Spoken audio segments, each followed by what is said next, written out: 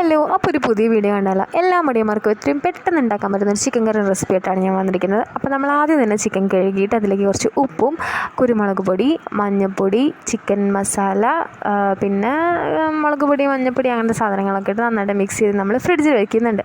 അതിനുശേഷം നമ്മൾ അടുപ്പത്ത് ഒരു കുക്കർ വെച്ചിട്ട് അതിൽ കുറച്ച് വെളിച്ചെണ്ണ വാർന്നിട്ട് ഒന്ന് ചൂടാക്കിയിട്ട് അതിലേക്ക് ഉള്ളി, തക്കാളി, പച്ചമുളക് ഇട്ടിട്ട് ഒരു വിസിലടുപ്പിച്ചെടുക്കുക. ഒരു വിസിലടുപ്പിച്ചെടുക്കുമ്പോൾ അത്യാവശ്യം നന്നായിട്ട് വാടി സ്മൂത്തായിട്ട് വരും. എന്നിട്ട് അതിലേക്ക് നമ്മൾ സെറ്റാക്കി വെച്ചിരുന്ന ചിക്കനും കൂടെ ഇട്ടിട്ട് ചിക്കനും കൂടെ ഇടുക. പിന്നെ അതേപോലെ തന്നെ കുറച്ച് വെള്ളവും പാരും കേട്ടോ. ഞാൻ ആ പാത്രം കഴുകി കുറച്ച് വെള്ളമാണ് വാർന്നത്.